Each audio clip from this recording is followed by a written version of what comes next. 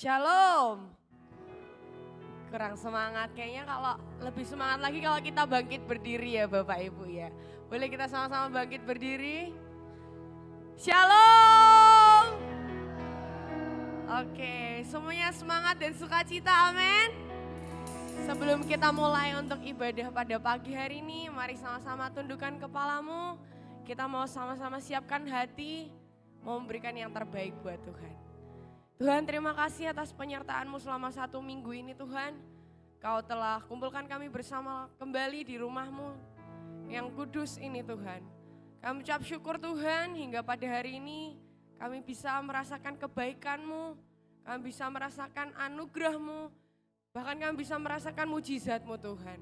Kami tahu Tuhan mungkin ada beberapa kami yang sedang lemah tubuh, yang sedang sakit atau sedang mengalami banyak permasalahan Tuhan. Tapi kami percaya Tuhan, Engkau Tuhan yang tidak pernah meninggalkan kami sendiri. Kami mau terus berjalan bersama-Mu Yesus. Terima kasih Tuhan Yesus, terima kasih Roh Kudus. Kami mau mengatakan bahwa Engkau Allah yang sangat baik bagi kami Tuhan. Di dalam nama Tuhan Yesus kami berdoa dan ucap syukur. Semua yang percaya katakan. Semua yang percaya katakan. Coba kasih salam kanan kirinya dulu dong Bapak Ibu. Katakan, kau luar biasa hari ini.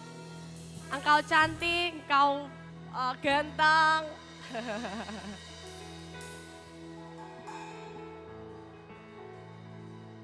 Oke.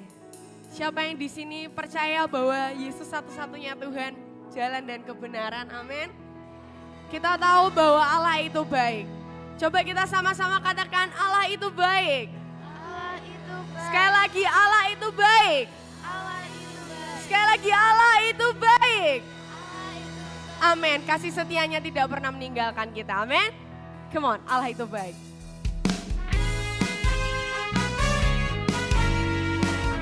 Mari sama-sama tepuk tanganmu.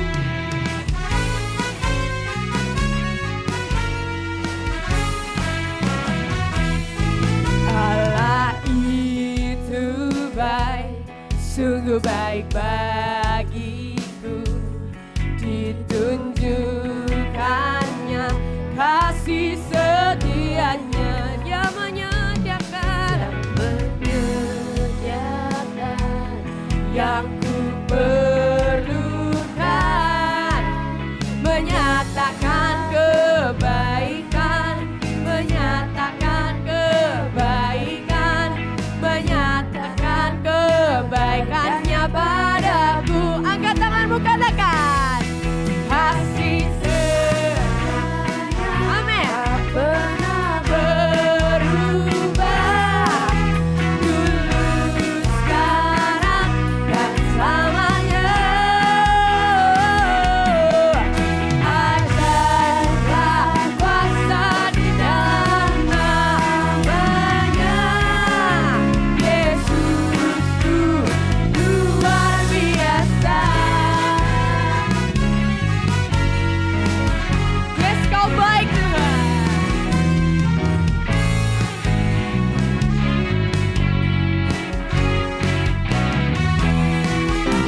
Lah itu baik, sungguh baik bagiku.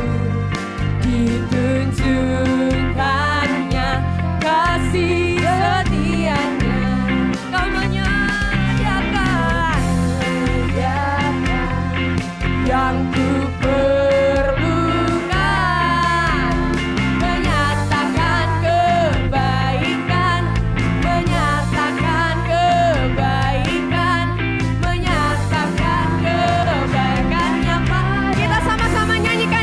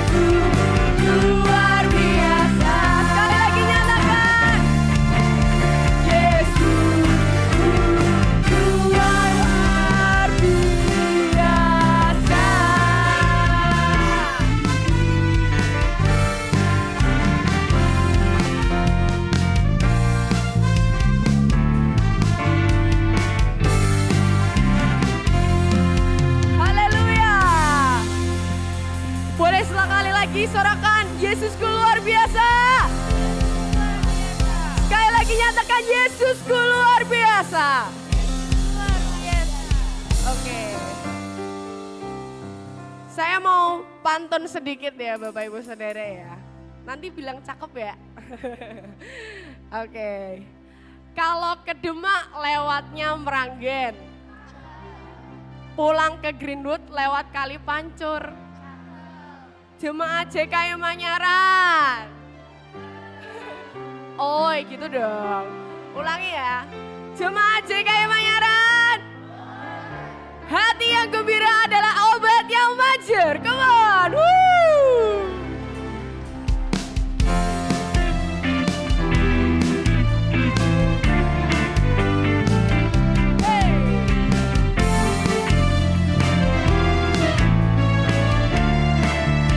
Sama-sama nyanyikan ya.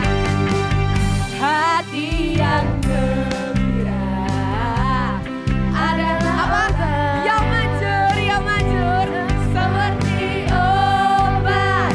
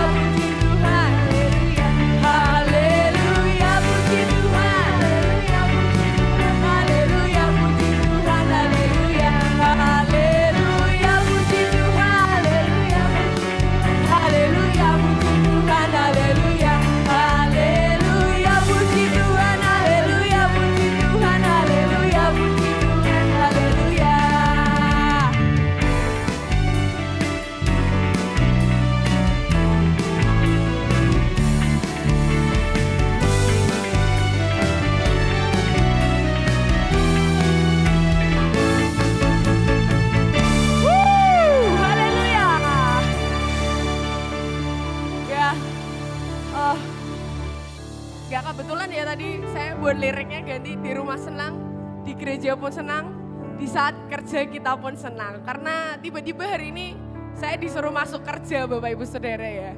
Tapi ya rasanya ya capek, cuman ya tetap puji Tuhan. Haleluya, puji Tuhan. Amin. Oke, saya persilakan Bapak Ibu Saudara untuk kembali duduk. Kita mau lebih lagi masuk dalam hadirat Tuhan, menyembah dan memuji namanya. Terima kasih Tuhan, terima kasih Tuhan. Thank you Jesus. Kami percaya semua karena anugerah-Mu Tuhan. Semua karena kebaikan-Mu. Hingga sampai saat ini Tuhan, kami terus merasakan hadirat-Mu dalam hidup kami. Dan kami mau lebih lagi Tuhan mengalami Engkau. Kami mau lebih lagi Tuhan merasakan kebaikan-Mu Tuhan, mujizat-Mu dalam hidup kami. Terima kasih Tuhan Yesus, terima kasih.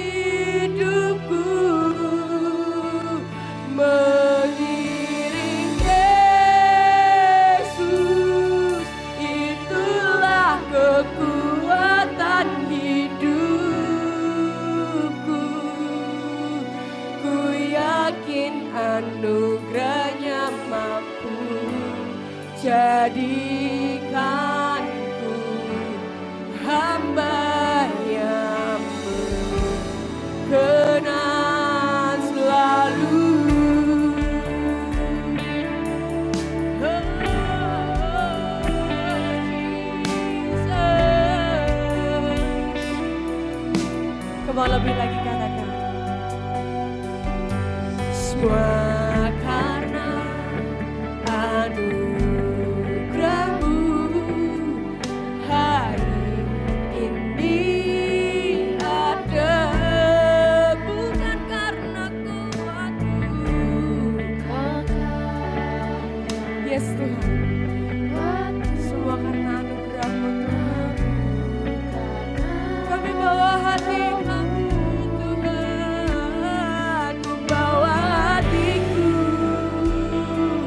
penyembahanku, ku semakin berkurang, Yesus semakin bertambah. Mengikut Yesus, itulah kesukaan hatiku. Ku lepas semua hakku mengenal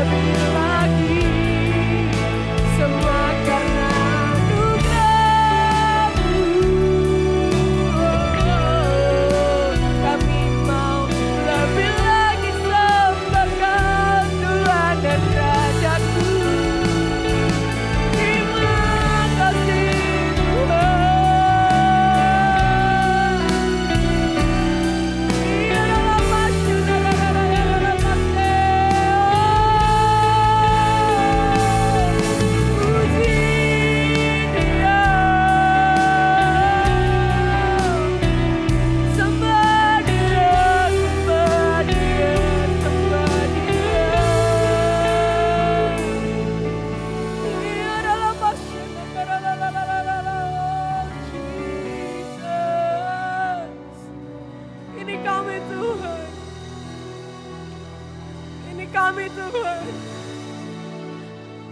Terima kasih Tuhan. Thank you Jesus. Thank you Jesus. Kami mau bawa hati kami lebih lagi Tuhan. Ku bawa hatiku, penyembahanku, yes Tuhan. Ku semakin berkurang, Yesus semakin bertambah. Ku bawa hatiku, penyembahanku, ku semakin berkurang, Yesus semakin bertambah. Ku bawa hatiku, penyembahanku, ku semakin berkurang, Yesus semakin bertambah. Ku bawa hatiku, penyembahanku, ku semakin berkurang, Yesus semakin bertambah. Ku bawa hatiku, penyembahanku, ku semakin berkurang, Yesus semakin bertambah. Bagiku Yesus, itulah kesukaan hatiku. Ku lepas semua hakku mengenang kehendak di hidupku. Mengiring Yesus, itulah kekuatan hidupku. Ku yakin anugerahnya mampu jadikan hamba yang keras tahu.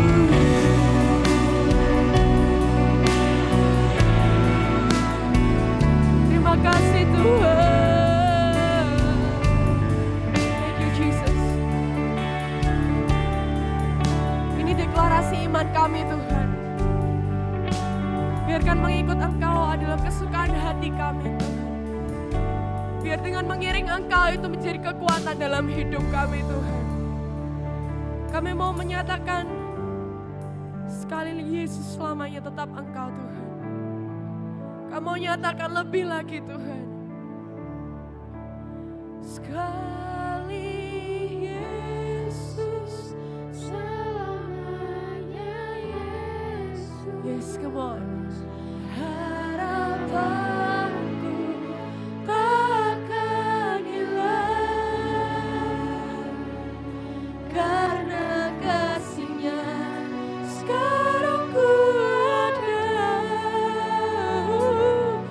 Oh Yesus, ku cinta Kau selamanya. Sekali Yesus, sekali Yesus selamanya.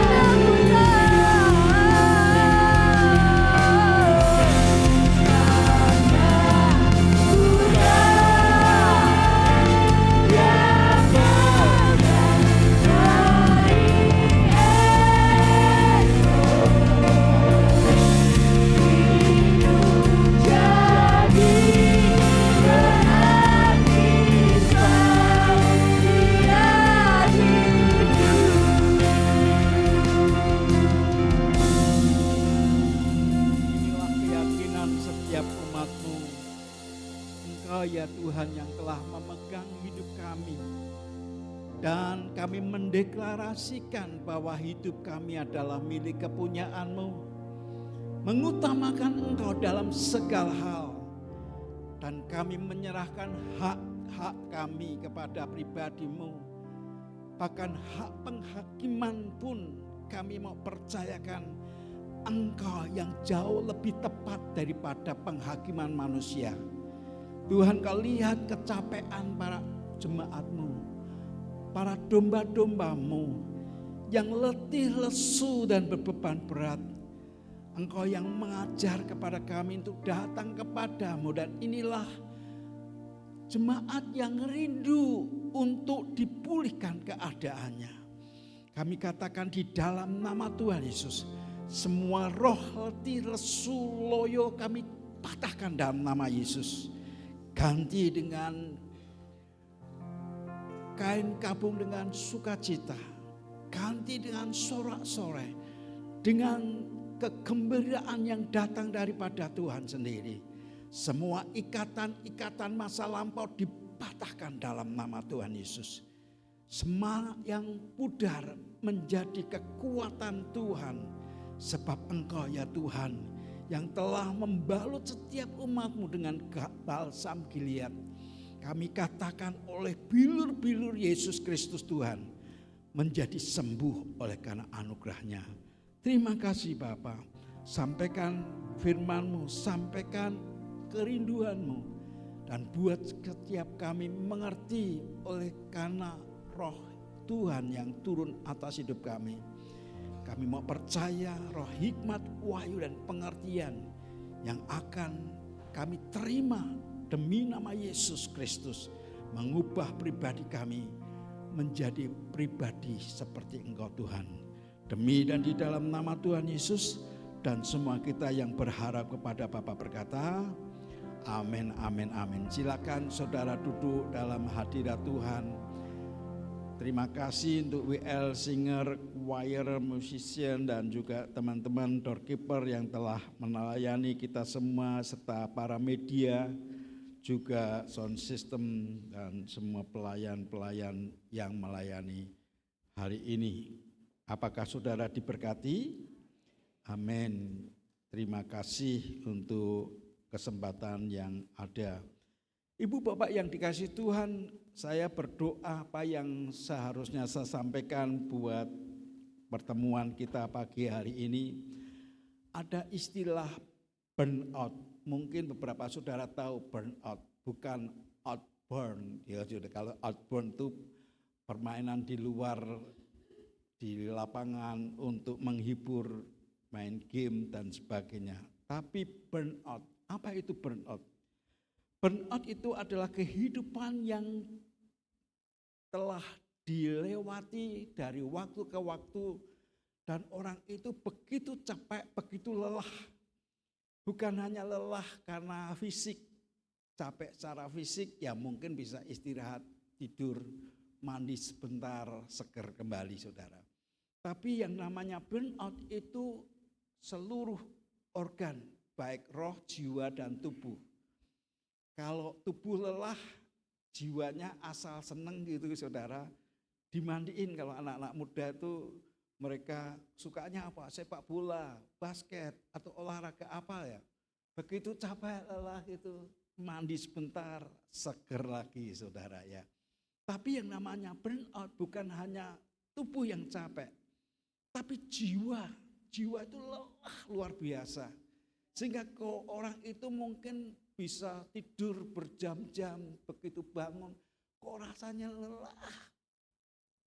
Kalau ketemu dengan orang mukanya kayak kuda saudara, wah ngamuk banget, mudah ngamuk saudara. Dan itu yang membuat kasihan. Apalagi rohnya sudah pelayanan, diomelin, apapun gitu. Dan dalam kondisi seperti itu belum dipulihkan keadaannya, mereka selalu mencoba untuk cari cara-cara. Mungkin dengan cara healing 1, healing 2, healing 3 sampai berjilid-jilid, rasanya capek terus gitu. Kok ora sembuh-sembuh, katanya healing malah kehilangan banyak hal. Dan orang seringkali berkata, aku sudah rasanya mau mati aja. Bukan hanya orang-orang tua, orang-orang muda, bahkan anak-anak saudara. Karena mereka belum tahu solusi yang terbaik, apa yang akan mereka lakukan. Sehingga semua beban berat itu seolah-olah enggak nyingkir-nyingkir. Udah ditengking dalam nama Yesus, sudah ditumpangi tangan, bahkan tumpangi kaki saudara. Orang sembuh-sembuh dan pengennya mati aja gitu. Bahkan hobi pun tidak menolong. Hobi itu kan kesukaan. Bukan hanya kesukaan jasmani, tapi juga kesukaan rohani. Dengan melakukan hal-hal yang dikerjakan berulang-ulang, membuat orang itu tidak bisa mendapatkan pemulihan. Ibu bapak yang dikasihi Tuhan, dalam kehidupan zaman yang serba cepat, banyak orang sibuk bekerja, bahkan dikatakan kerja, kayak mesin aja, harus diforsir sedemikian rupa, sehingga orang itu luar batas mendapatkan kelelahan yang luar biasa. Ada orang yang bisa tersenyum dalam gereja, nyambut para jemaat, senyum kiri kanan, tapi kemudian pulang kosong lagi saudara. Pernah mengalami seperti itu? Jangan angkat tangan, nanti Anda terdakwa saudara. Ada yang melayani tetapi kehilangan sukacita. Melayani tapi cemberut terus. Orang enak dilihat saudara. Pernah lihat seperti itu? Jangan ditunjukkan orangnya. Karena itu bahaya luar biasa. Ada orang yang melakukan kegiatan-kegiatan tapi kondisinya tidak menentu. Itu sebabnya bahkan para rohaniawan beberapa waktu yang lalu ya tidak disebut nama saudara ya. Seorang hamba Tuhan, dia bukan hanya ngomong di hadapan jemaat, rasanya pengen mati, tapi dipraktekin saudara, mati bunuh diri. Celakanya ada orang-orang tertentu itu mati bunuh diri, menurut saya tetap masuk surga karena barusan pelayanan. Tidak tahu pikirannya itu bagaimana saudara. Kok bisa orang bunuh diri masuk surga itu? Ya saya juga enggak menghakimi ya, karena surga bukan rumah saya, itu rumah Tuhan sendiri.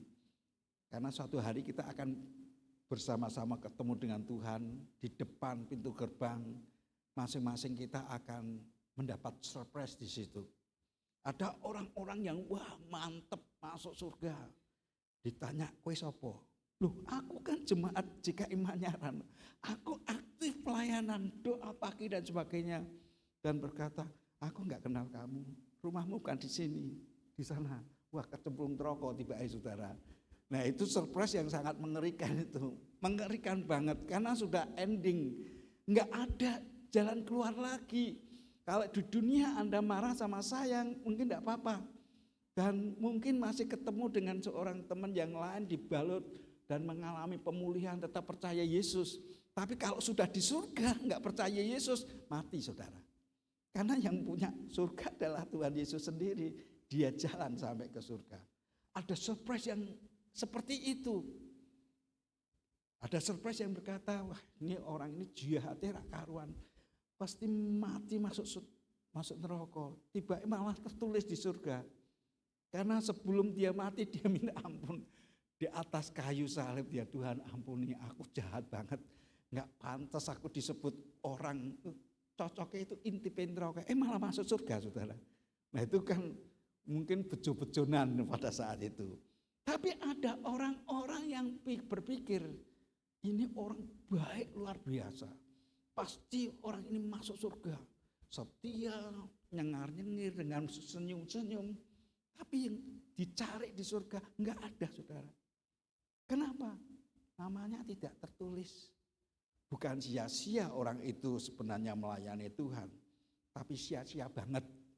Karena hanya mukanya tok yang bagus. Tapi hatinya bosok erak karuan. itu paling berbahaya juga. Jadi janganlah mengasumsikan diri pasti masuk surga. Kalau enggak sungguh-sungguh hati sama Tuhan, enggak evaluasi setiap hari. Nah ini yang paling berbahaya.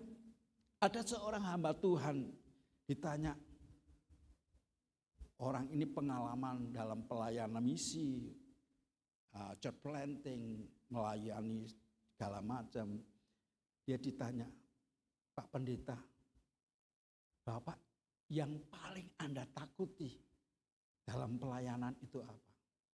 Apakah kalau diancam dibunuh? Oh enggak. Kalau aku diancam dibunuh, aku berdoa sama Tuhan, Tuhan yang membela saya dan tidak takut dibunuh. Apa kalau jemaatnya dirusak? Enggak takut, karena jemaat itu ada penjaganya, ada malaikatnya sendiri-sendiri, sehingga orang itu tidak perlu takut jemaat itu dirusak. Masing-masing jemaat itu milik Tuhan dan mereka telah dipilih oleh Tuhan. Atau mungkin kamu diberkati secara keluarga. Aku enggak takut diberkati. Aku ngerti yang namanya keadaan suka, aku mengerti dalam keadaan duka. Aku mencukupkan diri segala hal karena Tuhan yang menyediakan segala keperluanku. Tapi yang paling ditakuti apa? Yang paling aku ditakuti adalah aku itu menjadi lemah dan putus asa. Karena apa? Karena sudah punya Tuhan Yesus, punya malaikat, punya Roh Kudus. Dia menghibur, memberikan kekuatan. Tapi kalau aku dengan pribadi-pribadi itu enggak beres hubungan, wah repot. Saya kelelahan, ditemui malaikat, saya tidak mau peduli. Ditemui sama Tuhan Yesus, aku juga enggak peduli. Ditemui oleh Roh Kudus, mateng, aku enggak peduli. Lanjut mau ditemui apa? Ketemu gendruwo malah seneng, saudara, repot. Siapa yang punya malaikat? Angkat tangan tinggi-tinggi, tinggi-tinggi, ya puji Tuhan. Siapa yang punya Tuhan Yesus? Tinggi-tinggi, tinggi-tinggi banget. Siapa yang punya Roh Kudus? Angkat tangan tinggi-tinggi. Nah, saya bersyukur, saya ngomong dengan bebas sekarang ini. Karena anak punya malaikat, anak punya Tuhan Yesus, anak punya Roh Kudus. Nah, saya bukan dalam kondisi berbahaya ini. Tapi saya juga berbicara yang mesti hati-hati. Karena ada orang-orang yang kelelahan secara roh, jiwa, dan tubuh.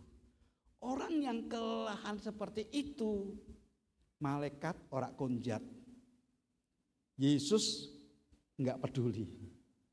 Roh Kudus, apalagi saudara. Karena Yesus, Roh Kudus seringkali rak ketok saudara.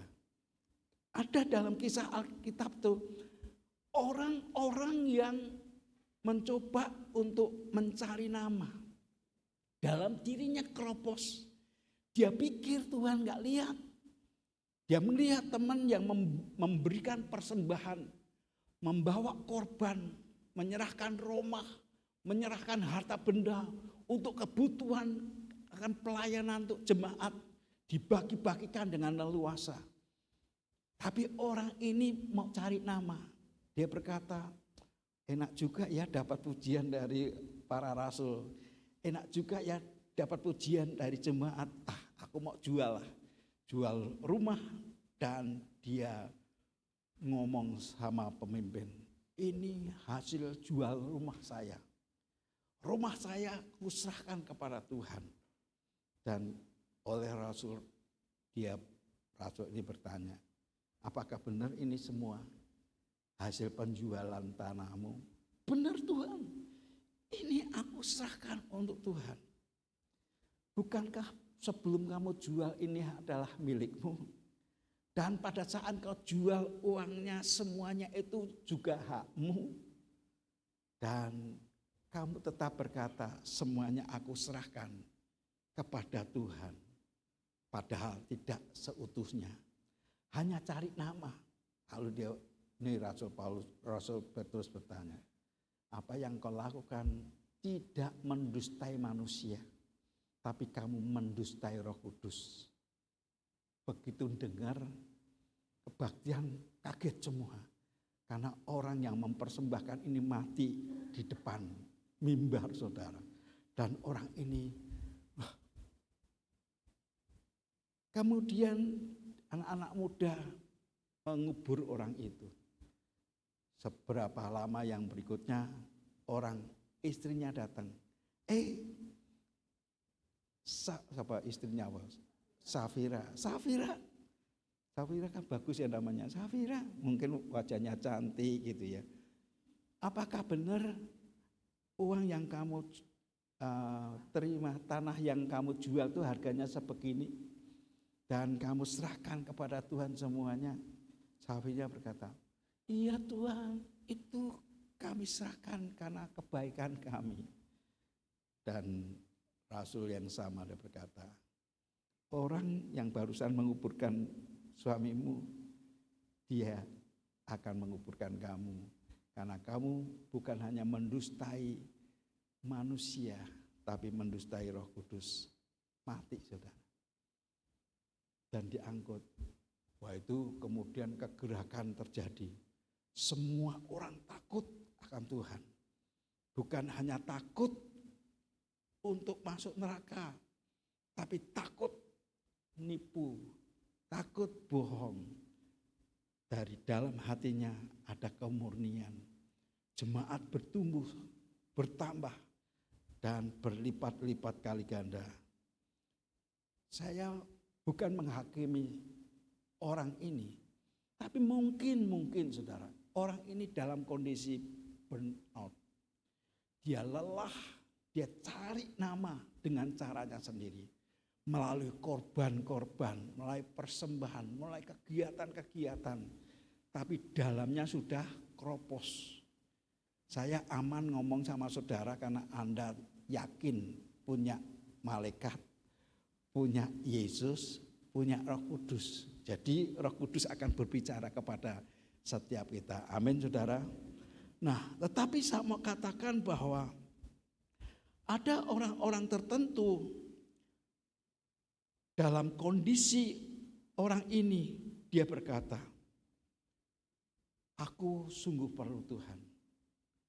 Dan Tuhan berkata dalam Matius pasal yang ke-11 ayat yang ke-28, kita akan baca bersama-sama. Matius pasal yang ke-11 ayat yang ke-28. Alkitab berkata, 2-3, marilah kepadaku semua yang letih lesu dan berbeban berat. Aku akan memberi kelegaan kepadamu. Ayat selanjutnya 29. Pikulah kuk yang kupasang dan belajarlah kepadaku. Karena aku lemah lembut dan rendah hati dan jiwamu akan mendapat ketenangan. Sebab apa? Sebab kuk yang kupasang itu enak dan bebanku pun ringan. Ibu bapak yang dikasihi Tuhan. Tuhan menjanjikan kepada orang-orang yang letih. Orang-orang yang letih ini orang-orang yang capek secara pekerjaan, secara kegiatan. Tapi juga berbeban berat. Beban berat oleh karena pikiran. Mungkin oleh karena ekonomi. Belum di PHK sih. Dengar ada PHK besar-besaran. Langsung pikirannya ketakutan, khawatir. Dan membuat dirinya begitu tertekan. Dia berkata, ini aku dapat gaji aja masih kurang. Kekurangan ekonomi yang seringkali membuat keluarga buyar, saudara. Kekurangan-kekurangan inilah yang membuat orang itu kemudian menjadi lemah dan putus asa. Tuhan ingin supaya setiap kita datang kepada Tuhan. Seorang penginjil terkenal pada saat dia mendengar akan pertanyaan. Dia berkata, bukan penganiayaan, bukan kekurangan dana, bukan karena kelelahan yang tidak disadari. Bahkan dia berkata, mobil yang mewah sekalipun kalau tidak digunakan akan menjadi rapuh. Dan kalau over itu akan memicu permasalahan. Ada seorang hamba Tuhan yang namanya Elia. Dia melayani Tuhan luar biasa. Dalam kemenangan yang besar, pada saat dia sedih melihat akan bangsa Israel menjauhkan diri daripada Tuhan dan menyembah berhala-berhala. Elia mengingatkan kepada mereka, dan banyak di antara mereka sudah memutuskan meninggalkan Tuhan. Elia ingin tunjukkan bahwa Tuhan yang dia sembah adalah Tuhan yang hidup. Tuhan yang bisa mengadakan sesuatu yang tidak ada menjadi ada. Tuhan yang dikatakan oleh leluhurnya tidak ada yang mustahil bagi orang yang percaya. Dia katakan kepada seluruh bangsa, kalau ada di antara saudara yang bisa memerintahkan api turun menyambut akan persembahan, karena mereka memberikan persembahan biasanya binatang yang terbaik. Para nujum mereka datang dan ada 450 orang bersama-sama. Mereka menata tempat korban itu dengan baik. Mereka mulai bergerak dan mengucapkan kata-kata nujumnya. Mengundang Baal dengan cara-cara mereka. Bahkan menoreh-noreh keluar darah dalam hidup mereka. Si Elia berkata, mungkin Tuhanmu masih tidur. Mungkin perlu dibangunkan. Mungkin dia sedang healing bersama dengan orang-orang sana. Dan mungkin dia tidak dengar kata-katamu. Lalu para nujum ini masih melakukan kegiatan-kegiatan sampai tengah sore, sampai sore hari. Dan tidak terjadi apa-apa. Kesempatan itulah Elia bongkar dan melakukan pemulihan untuk memberikan korban. Menata ulang, bahkan ditaruh sebelahnya dengan parit-parit supaya mereka mengguyur dengan air. Ingat saudara, kalau kayu ditumpuk kena air enggak mungkin bisa kebakar. Tapi dengan sengaja berikan air di parit-paritnya sehingga tersusun tempat mezbah itu dikelilingi dengan air yang begitu banyak. Dan Elia berkata, Tuhan Kau yang menolong. Tiba-tiba ada api dari langit dan membakar korban yang ada. Sorak-sorai mereka bersama-sama melihat kuasa Tuhan yang begitu dahsyat terjadi. Membuat semua orang bahagia. Oh, salah kita tidak menyembah kepada pribadi Elohim yang luar biasa itu. Sehingga mereka kecewa. Ibu bapak yang dikasihi Tuhan, dalam keadaan itu Isabel istri raja berkata, ini pasti perbuatan Elia. Aku akan datangi Elia dan dia sampaikan, kalau nyawamu masih ada seperti 450 orang, apa yang kau lakukan terhadap mereka sampai malam ini, aku akan lakukan hal yang sama dengan engkau. Elia ini ketakutan. Barusan merayakan akan kemenangan yang hebat. Barusan mendemonstrasikan akan kuasa Tuhan. Api turun dari langit.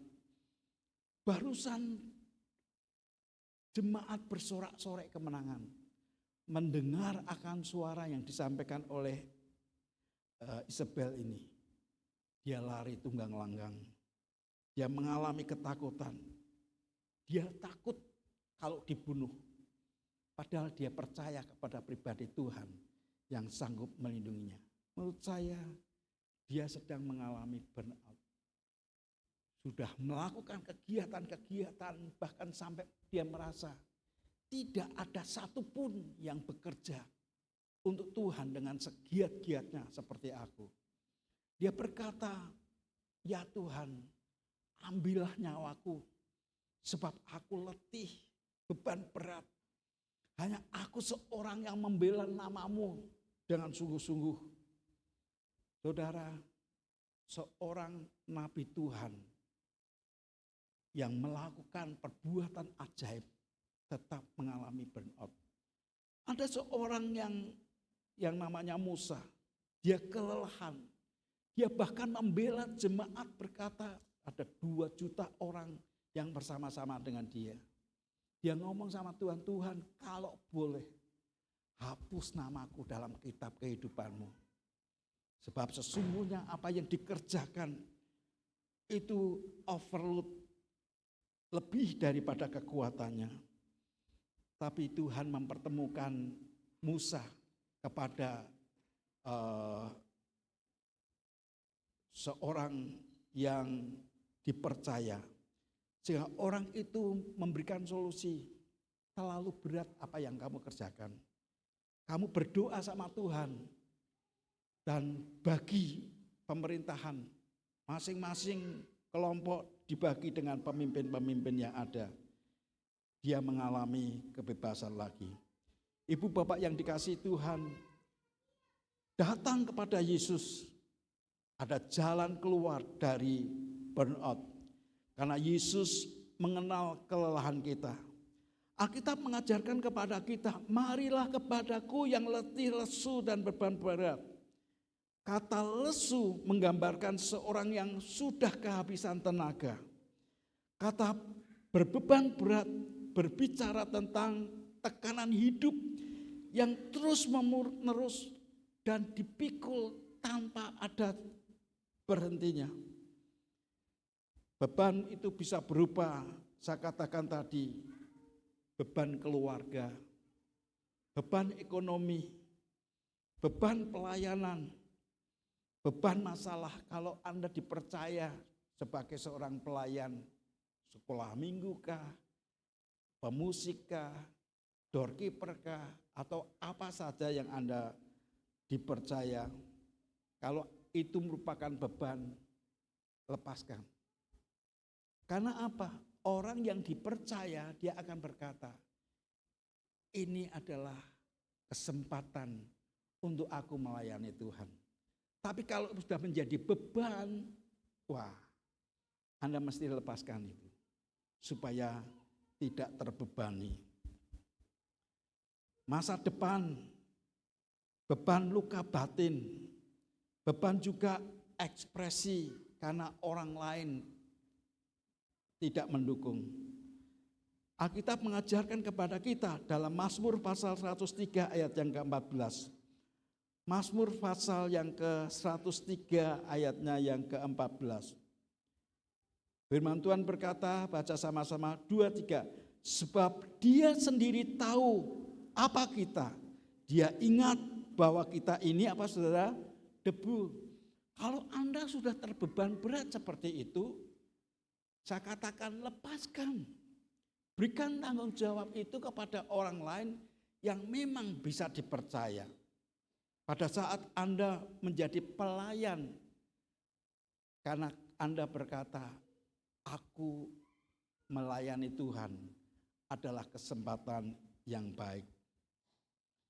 Ibrani pasal 4 ayat yang ke-15 menunjukkan kepada kita. Ibrani pasal 4 ayatnya yang ke-15.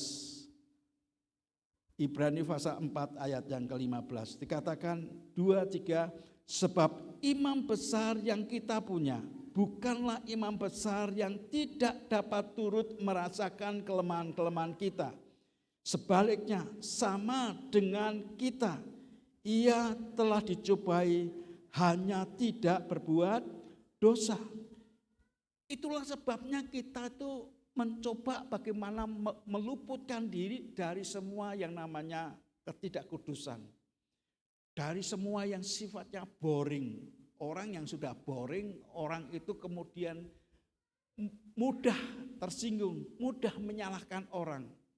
Mudah untuk mengata-katakan, bukan hanya kritik. Kalau kritik bisa memberikan solusi. Tapi kalau kritik yang sumbernya pada dasarnya dari hati yang culas, wah itu yang sekarang ini dimunculkan di media, istilahnya bukan kritik, nyinyir, saudara. Mungkin orang itu enggak puas, dia pikir memberikan persembahan, memberikan perpuluhan, memberikan apapun, itu pasti menyukakan hati Tuhan. Sehingga pada saat pemakaian yang digunakan untuk persembahan, perpuluhan atau apa itu dipakai oleh pribadi-pribadi, orang itu kemudian curiga, jangan-jangan uangku dipakai untuk itu, untuk melakukan segala sesuatu kehidupan mereka. Dan banyak orang kalau saya perhatikan justru tekanannya itu nyinyir negatif, mengata-katakan sesuatu yang tidak baik. Tuhan memahami kelelahan kita. Dia tidak menuntut kita menjadi sempurna. Dia mengundang kita untuk datang kepadanya.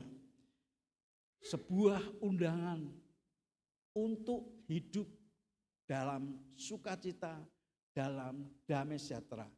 Walaupun kita dibebani dengan dibebani dengan tanggung jawab, dia akan berkata, aku kerjakan dengan segenap hati seperti untuk Tuhan dan bukan untuk manusia. Anda mengerti bahwa Tuhan itu pribadi yang terindah. Pada saat Anda dipercayai, Anda berkata, kau yang terindah di dalam hidup ini. Tiada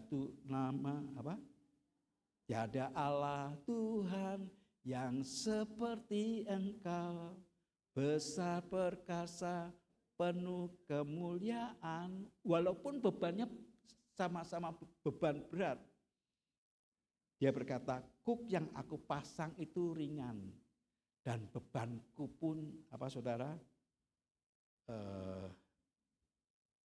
Dan bebanku pun ringan, ya. Kuk yang kupasang dan belajarlah kepadaku karena aku lemah lembut dan rendah hati dan jiwamu akan mendapat ketenangan. Dan kuk yang kupasang itu enak dan bebanku itu pun ringan. Orang akan bersukacita. Oh, bukan masalah kok. Itu kesukacitaan. Itu adalah bagian yang harus aku lewati. Yang berikutnya Tuhan berkata, marilah kepadaku. Undangan bersifat pribadi. Datang kepada Tuhan bukan untuk kesibukan. Datang kepada Tuhan bukan hanya semata-mata penghiburan. Datang kepada Tuhan bukan semata-mata pencapaian. Kalau Anda berkata, aku pengen dapat penghiburan ke gereja, ketemu dengan siapalah yang bisa menghibur, itu bukan solusi. Bukan pencapaian juga, karena dipercaya untuk menjadi apa gitu. Ada orang-orang yang begitu nyinyir sampai kalau ditemui sama pendeta, ada Bapak pendeta nih.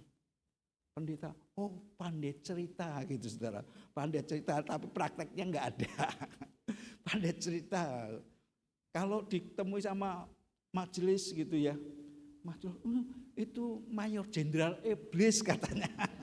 Yang membuat orang itu mungkin sudah capek enek gitu. Ketemu sama para rohaniawan tuh enek. Jadi sebelnya luar biasa.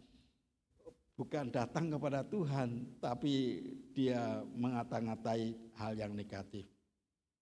Ibu bapak yang dikasihi Tuhan, ada firman yang dikatakan dalam Mazmur pasal 62 ayat yang kedua.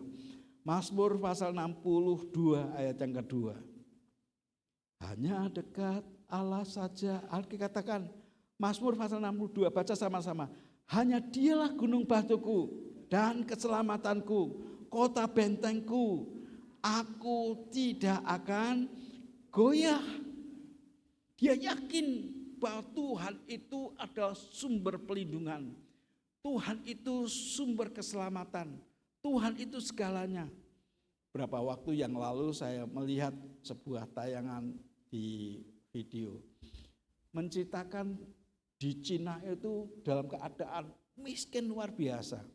Ada seorang suami itu suka nempeleng lah, suka minta uang dari anaknya, dari istrinya untuk main judi. Wah, mengerikan banget. Tapi kemudian dalam suatu titik tertentu dia diubahkan. Mungkin hatinya dirubah. Hari itu dia berkata, Tuhan, kalau Engkau menolong aku untuk lepas dari semua kelemahanku ini dengan memberikan cara mendapatkan hidup yang lebih baik, aku akan mengasihi Engkau lebih lagi. Mengasihi istriku, mengasihi mertuaku, mengasihi orang tuaku, mengasihi anak-anakku dengan lebih baik-baik. Pada saat itu entah apa yang terjadi, dia mengalami perjumpaan.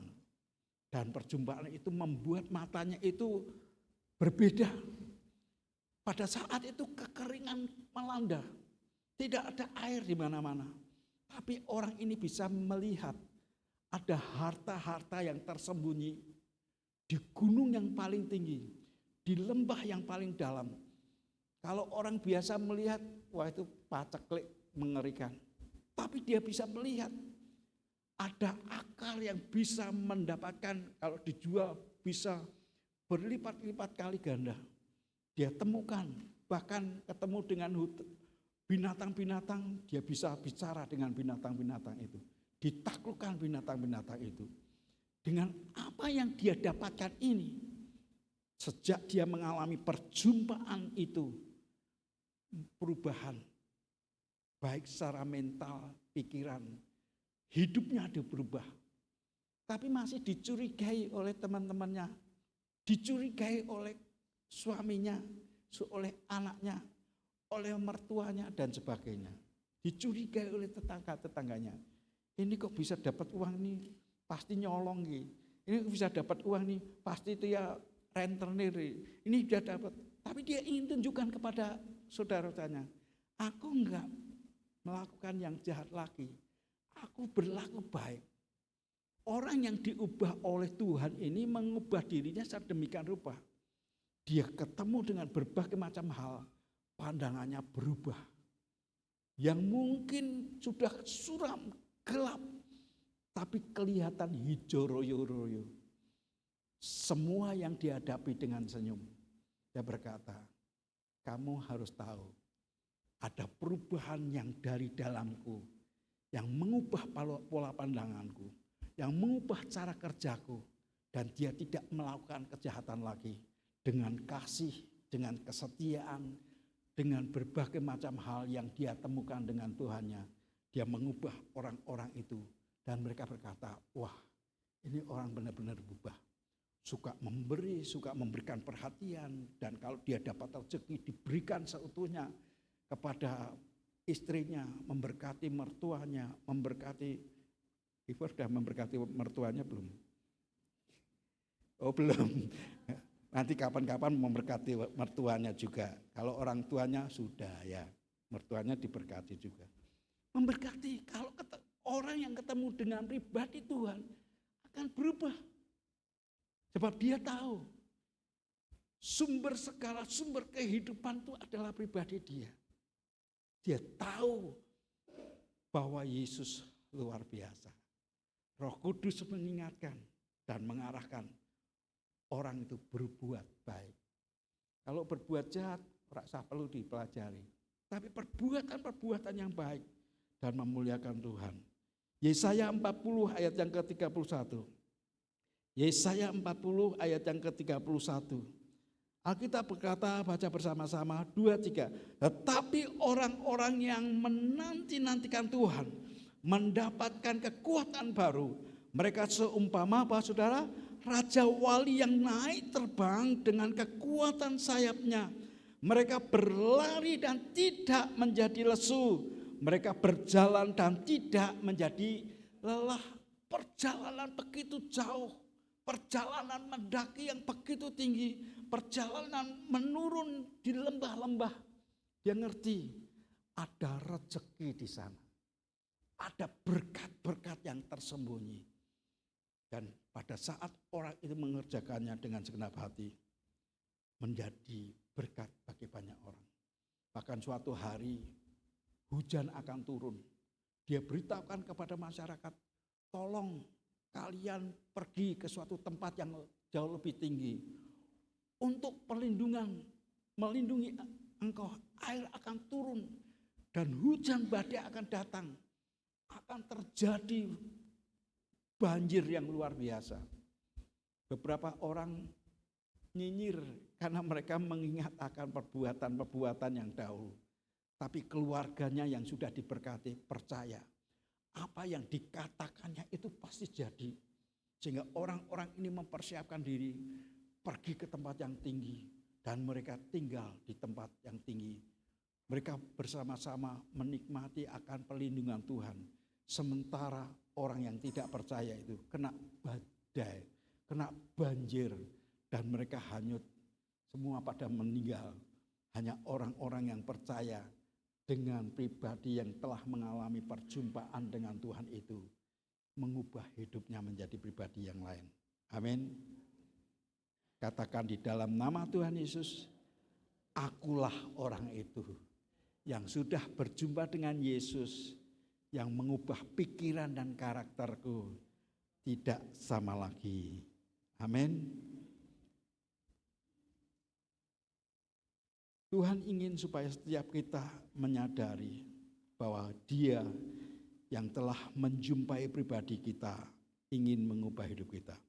Yang ketiga, Yesus memberikan kelegaan yang sejati. Dalam Matius pasalnya yang ke-11 ayat yang ke-28 berkata, Aku akan memberikan kelegaan kepadamu. Perhatikan bahwa Yesus tidak berkata, aku akan mengurangi sedikit demi sedikit. Dia tidak berkata, aku akan melepaskan bebanmu sedikit demi sedikit. Tapi dia berkata, aku akan membebaskan, memberikan kelegaan kepadamu. Ibu bapak yang dikasihi Tuhan, kelegaan yang datang dari Yesus berupa damai sejahtera di tengah badai. Berupa kekuatan yang baru untuk melangkah. Berupa sukacita untuk Anda dan saya mengalami pemulihan. Bahkan memberikan harapan yang baru bagi orang-orang yang percaya. Dalam Mazmur pasal yang ke-23 ayat yang ketiga, Daud mengungkapkan betapa Tuhan itu baik. Sehingga dia berkata, Mazmur 23 ayat yang ketiga, kita baca bersama-sama. 2, 3. Ia menyegarkan jiwaku, ia menuntun aku di jalan yang benar oleh karena namanya. Nama Tuhan adalah menara yang kuat. Kesanalah kita berlari, berlindung sehingga kita mendapatkan selamat. Filipi pasal 4 ayat yang ke-7. Filipi pasal 4 ayat yang ke-7 kita akan baca bersama-sama. Filipi pasal 4 ayat yang ke-7, 2, 3.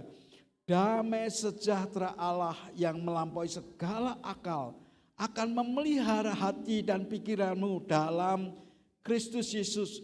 Tuhan menjaga hati dan pikiran. Karena apa? Kadang-kadang hati dan pikiran berbeda.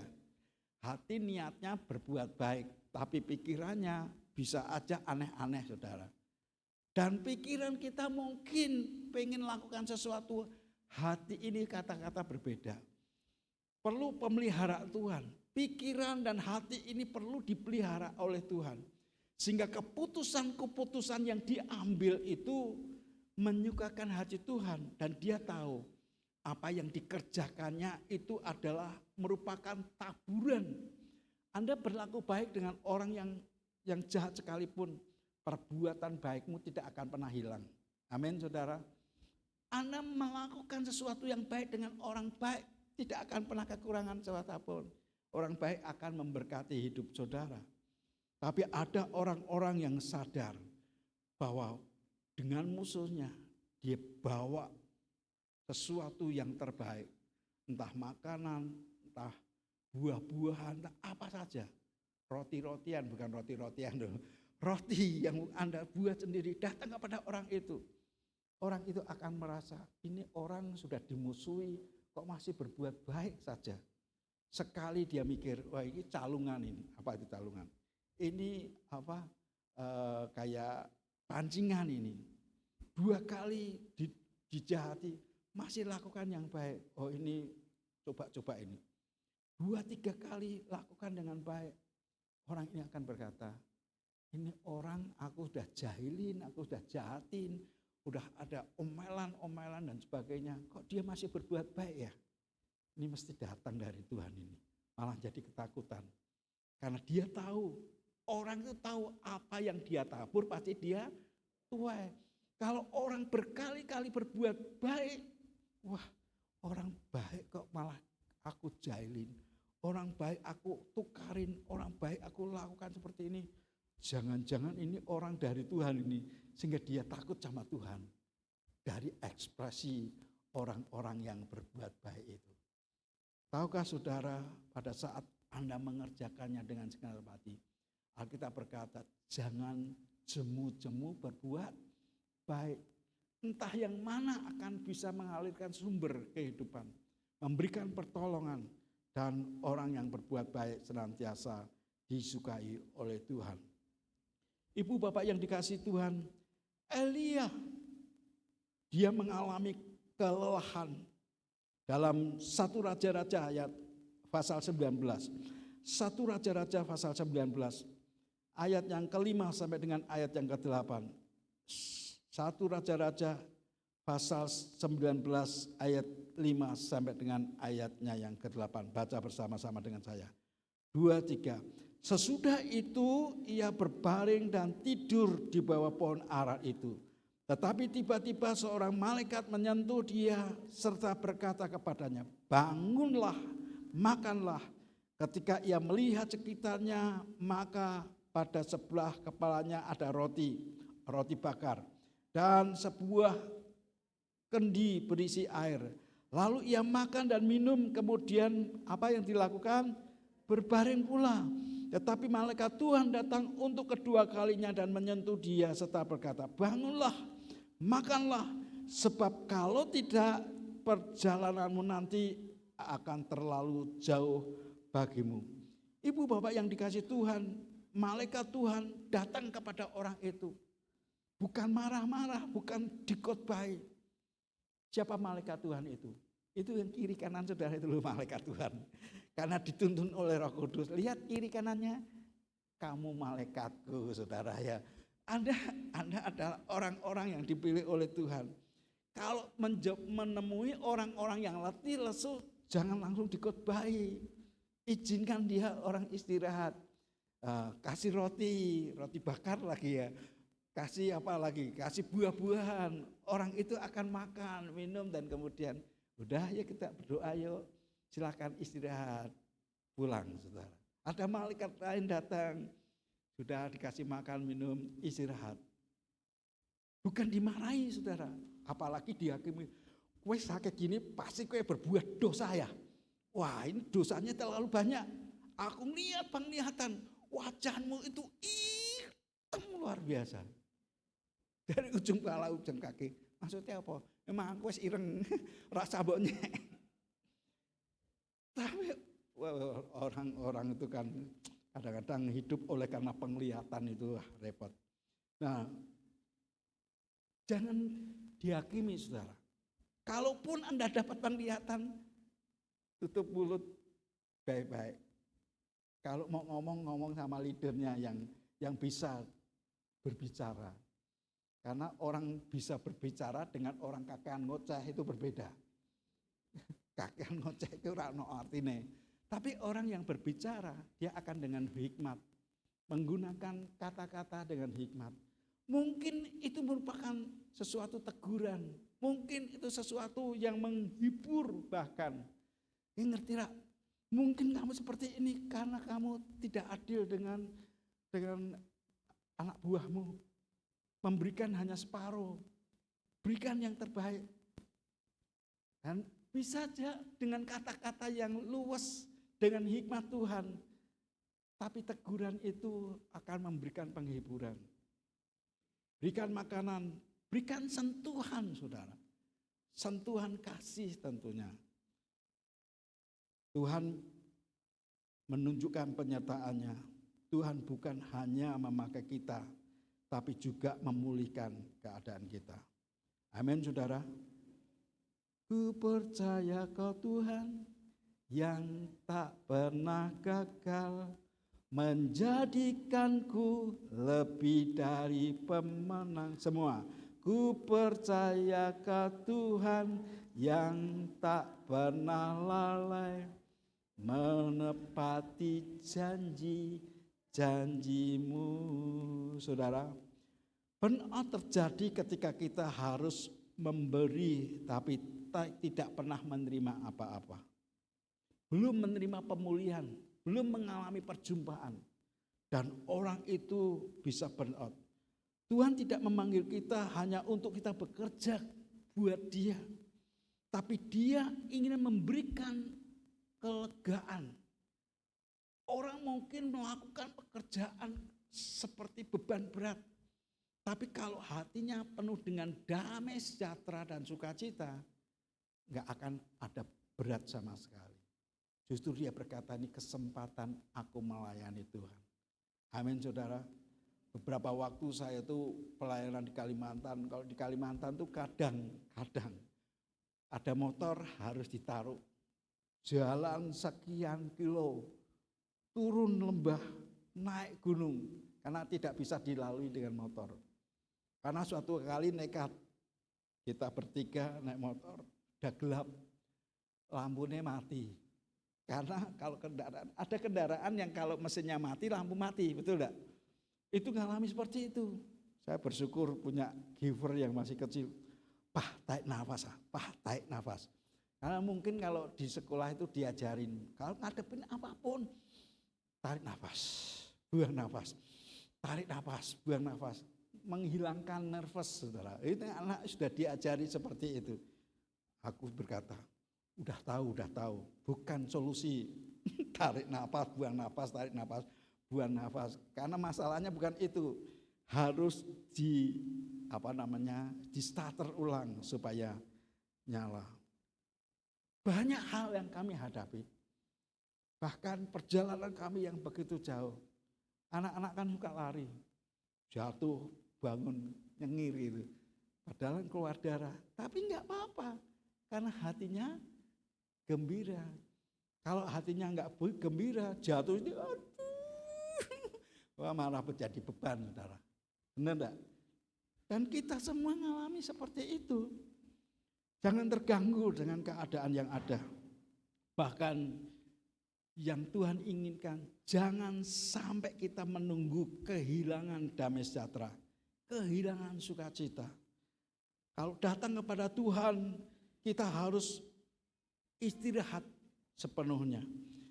Kita percaya di dalam Tuhan itu ada pengharapan, sehingga tidak berputus asa. Dan pemulihan yang datang daripada Tuhan itu menghilangkan semua burnout. Kita perlu istirahat. Saya ngomong sama aktivis, kalau perlu istirahat, istirahatlah. Kalau kamu pengen jajan keluarlah, maksudnya kebaktian di gereja lain. Lakukan aja dengan freely, saudara. Dan engkau tidak merasa bersalah, ngumpet-ngumpet, bendak ketahuan gitu. Di syuting, wah, ngumpet-ngumpet. Enggak ada rasa takut, karena di dalam Tuhan ada kebebasan. Di dalam Tuhan ada kemenangan. Amin saudara. Bahkan orang-orang tertentu dia pamit.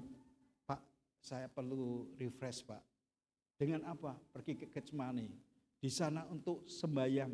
Bahkan ikut persekutuan yang ada di sana. Enggak masalah saudara. Bagi Tuhan tidak ada yang mustahil. Dan dia senantiasa ada bersama-sama dengan dia.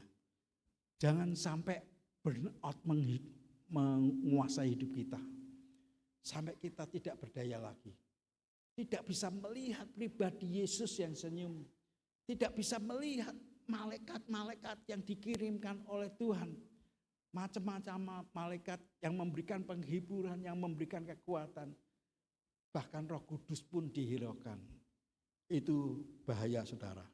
Jangan sampai itu terjadi dalam hidup kita. Pada saat Anda ngerti ada bahaya yang sedang menggiris hidupmu, Anda akan berkata, Tuhan Roh Kudus tolong aku. tenggelamkan aku dalam hadirat-Mu. Buat sukacita itu mengalir dari hidupku. Sebab sukacita itu bukan dari luar, tapi sukacita from your belly, dari dalam mengalir aliran kehidupan. Amin saudara. Apakah saudara diberkati? Mari kita akan sambut firman Tuhan dengan sebuah pujian. Bukan dengan barang fana kau membayar dosaku. Dengan darah yang mahal, tiada noda dan celah. Kita akan sembah Tuhan bersama-sama.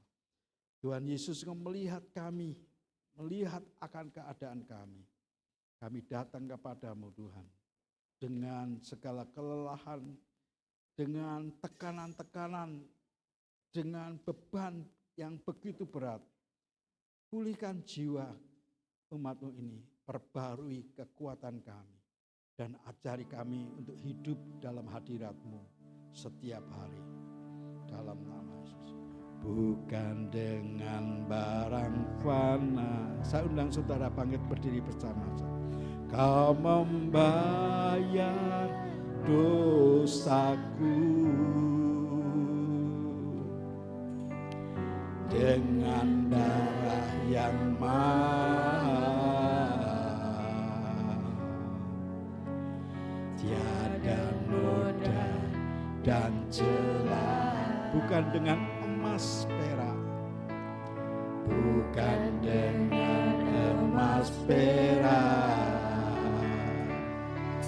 kau menebus diriku oleh segenap kasih, oleh segenap kasih. Dan pengorbananmu telah berdiri dan tinggalkan cara hidupku yang lama. Semuanya sia-sia dan tak berarti lagi.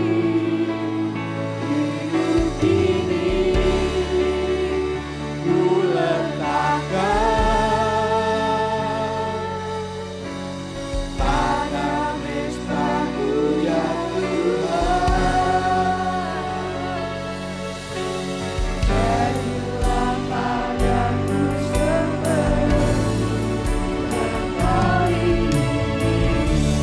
Ku telah mati dan tinggalkan. Ku telah mati dan tinggalkan cara hidupku yang lama. Semuanya sia-sia dan tak berarti lagi. Hidup ini ku letakkan pada mezbah-Mu ya Tuhan. Jadilah padaku seperti yang Kau ingini. Bapa, kami menyerahkan setiap anak-anak-Mu, putra-putri yang Kau cintai, yang telah Engkau tebus bukan dengan barang yang fana, melainkan dengan darah yang begitu mahal. Engkau Tuhan yang memberikan pengertian buat anak-anak-Mu. Jangan seorang pun menjadi burnout karena kelelahan, karena beban berat yang disebabkan oleh karena keadaan di lingkungan kami. Mengalami badai, mengalami ketertindasan, mengalami dakwaan. Tidak ada hiburan sama sekali. Engkau ya Tuhan yang melihat beban berat buat keluarga ini. Engkau melihat beban berat oleh karena ekonomi. Engkau melihat beban berat oleh karena pelayanan-pelayanan yang dikerjakan tanpa ada hiburan. Engkau melihat beban berat, melihat masa depan yang tidak ada harapan. Engkau melihat beban luka batin. Engkau melihat akan ekspresi di mana orang-orang seperti menjahilin orang ini. Hamba minta Tuhan ganti dengan kekuatan. Ganti dengan penghiburanmu. Ganti dengan Roh Kudus yang menjadi penolong, yang menjadi penghibur, menjadi pendamai Tuhan.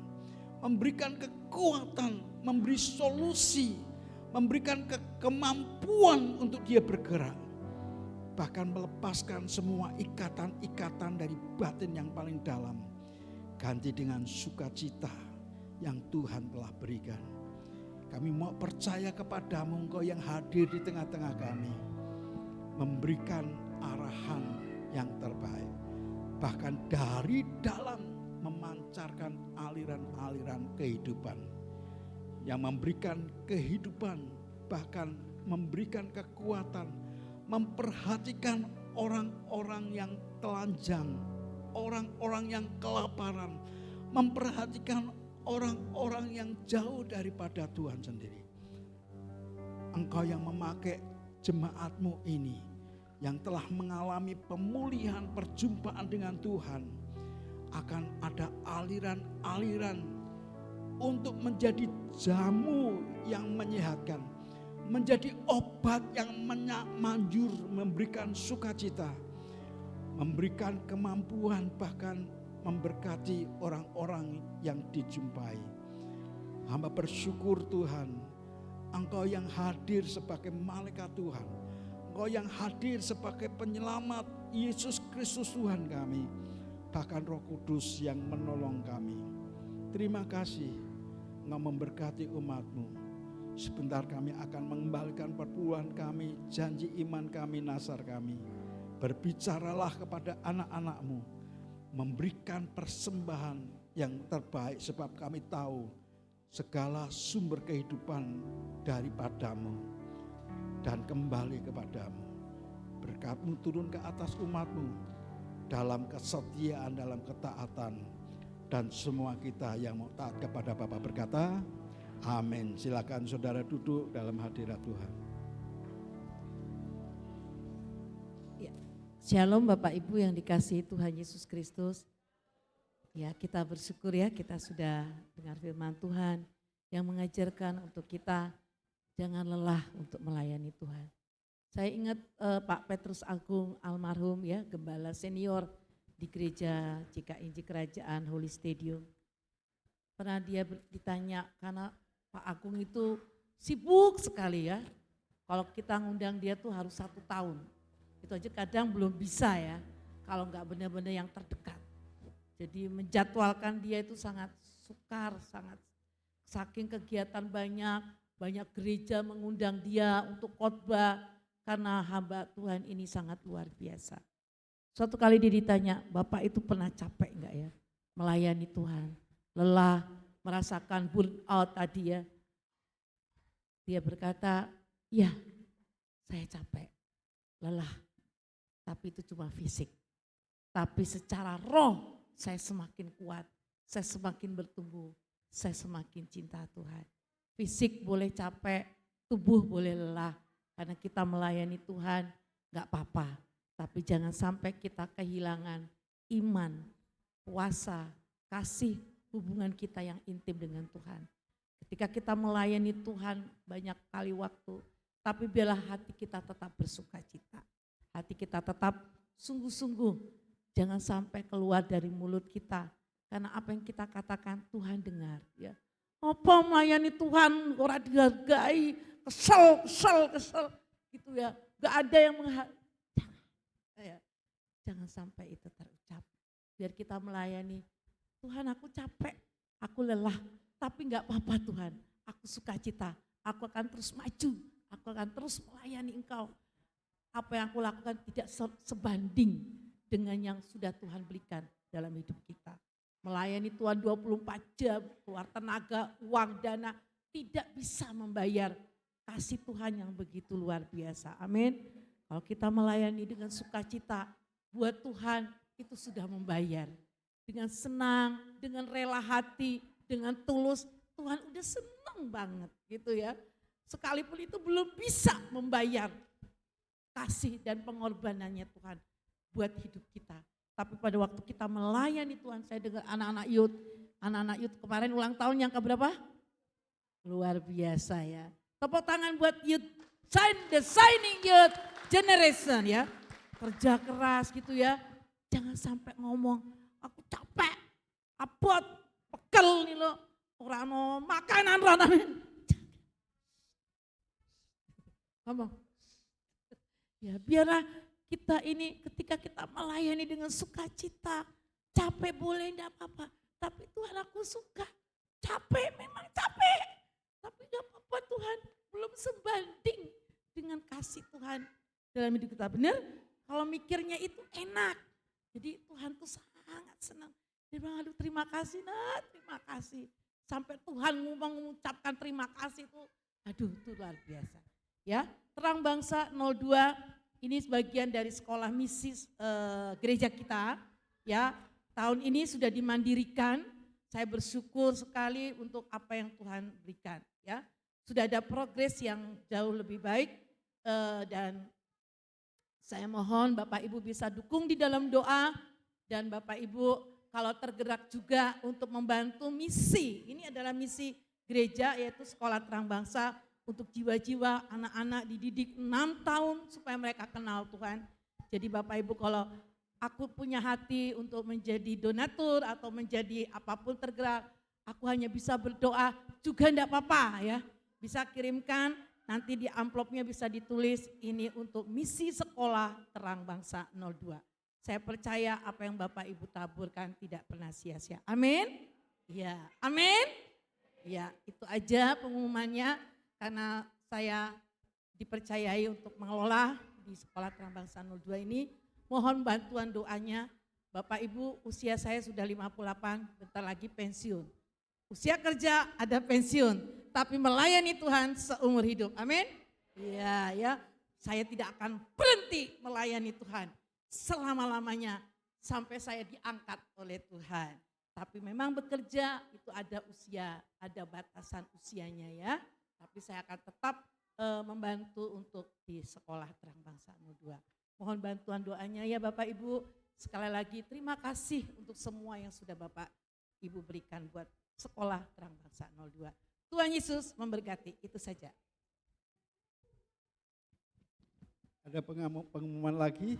Baik, kita akan bersama-sama memberikan persembahan kepada Tuhan. Beri yang terbaik sebagaimana Tuhan telah mengajarkan kepada kita untuk memberi.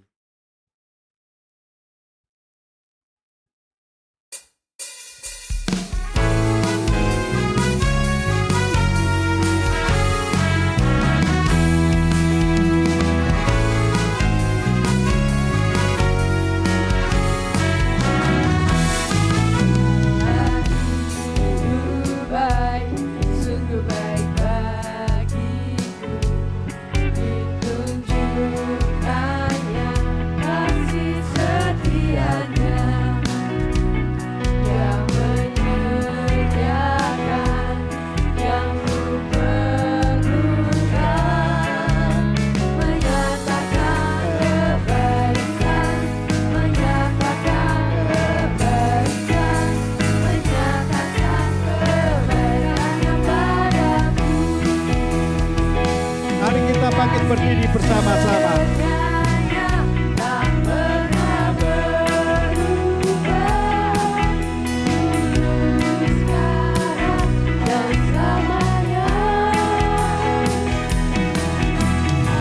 Saudara, ada pengumuman. Doakan untuk teman-teman Angkis kita. Nanti tanggal berapa Bu mereka berangkat? Tanggal 6. Tanggal 6 mereka akan berangkat untuk di training menjadi leader yang lebih baik lagi. Kita mau percaya apa-apa yang sudah dilakukan hampir 3 tahun, 2 tahun, 3 tahun. 2 tahun. Ya, 2 tahun ini mereka bertumbuh dan menjadi berkat. Yang tadinya pemalu, gak malu-maluin sih ya, mereka melakukan yang terbaik untuk Tuhan. Mari arahkan kedekatan tangan kita di hadapan Tuhan. Bapa, inilah persembahan yang dilakukan oleh umat-Mu, umat tebusan-Mu, dengan keikhlasan, dengan hati yang menyembah. Kami kembalikan perpuluhan kami, janji iman kami, nasar kami. Apa yang Tuhan perintahkan untuk kami kerjakan dalam ketaatan. Engkau Tuhan yang sanggup melipat gandakan. Engkau Tuhan yang memberkati setiap umat-Mu dengan cara-cara-Mu sendiri. Kau tahirkan semua persembahan, perpuluhan, janji iman, nasar dengan kuasa darah-Mu. Terima kasih Tuhan. Saudara, kedangkan tangan-Mu, angkat hatimu di hadapan Tuhan kita. Ialah Bapa Surgawi yang penuh dengan kasih. Kami mengucap syukur atas kasih setia-Mu yang telah kami rasakan sepanjang ibadah ini. Terima kasih untuk firman yang telah menguatkan, meneguhkan, memulihkan setiap hati yang datang kepadamu. Kini kami melangkahkan kaki kami kembali dalam kehidupan kami masing-masing. Kiranya damai sejahtera-Mu meliputi akan hati kami, pikiran kami, memberikan kekuatan baru bagi yang letih lesu, memberikan penghiburan bagi yang beban berat, memberikan pengharapan yang baru yang bagi yang putus asa, serta bersukacita bagi setiap anak-anak Tuhan. Tuhan memberkati pekerjaan tangan kami, keluarga kami, pelayanan kami, kesehatan kami, dan setiap langkah perjalanan yang kami hidupi. Kami katakan, jagalah kami dari segala mara bahaya. Lindungilah kami dengan kasih-Mu dan tuntun kami untuk kami hidup menurut kehendak-Mu.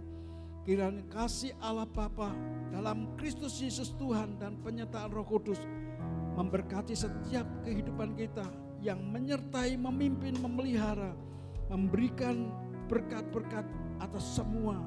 Kami mau percayakan kepadamu. Demi dan di dalam nama Tuhan Yesus, ialah orang yang dikasihi oleh Tuhan berkata, amin. Tuhan Yesus memberkati saudara sekalian. Selamat hari Minggu, Tuhan Yesus memberkati.